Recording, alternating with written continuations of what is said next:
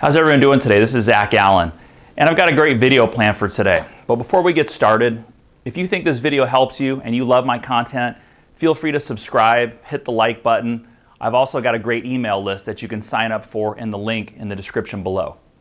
But I thought this would be a really interesting video to kind of give you the player's perspective, or what a good player sees, right? Years ago, I watched a video of Tiger Woods and they strapped a camera to his head. And I thought, God, how cool would that be to be able to get into a good player's swing, get into his body, get into his eyes, and see and feel what they're doing.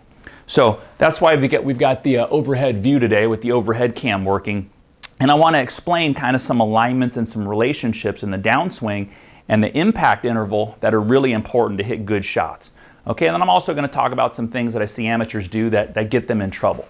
Okay, so we'll look at this both. I'll have some different screens set up from down the line and overhead. You notice I've got just the red line here as my target line, my stance line, and I've also got the club head just in white just to kind of better see it from up above, right?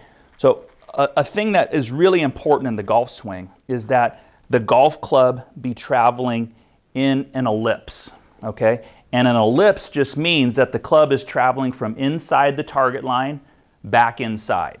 Okay, so you can see because of what my hands and the handle of the club are doing, you notice how that club head comes from inside the target line back inside.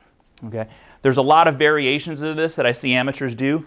One really common one is people try to swing from the inside, but they swing inside out. Right, that gets the path of the club moving too far to the right. That gives them too much side bend, and they really struggle with hitting some pushes and some hooks. Okay. The other variation is swinging from over the top or outside in, and you can see they've got the handle moving left, which is actually very powerful, but the club head is moving left also. Okay, so here we are, right? Club head outside the target line, back inside the target line, or your classic outside in. Some variations of this that I see people do is a lot of people try to swing down the target line. So you see what happens here. And the problem with this, if you look at the travel of my hands when this happens, my hands are traveling in a straight line, which really does nothing for me rotationally, okay? In order for me to really get the most bang for my buck or the most distance in my shots, I need to have the club in a position to where it's trailing my hands. The sweet spot is behind my hands. You'll see that from the down the line view, okay? But my hands are working in a circle, okay? They're going back, in, and up all at the same time. And what that allows the club head to do is it allows the club head to still hit the inside part of the ball, so you get the benefits of angular momentum, just like this inside out person does. They'll get distance. They're going to lack in consistency though, because they continue out that way.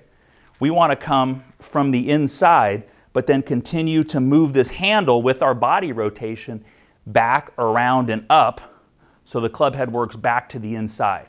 Okay, because both those variations are great. If you look at them and you really dissect it, the player that comes over the top, they're turning hard and they're pulling the handle hard left, which is really powerful. Like if I was chopping a tree down, there's a lot of chest rotation, shoulder rotation that gives us a lot of hit and a lot of power.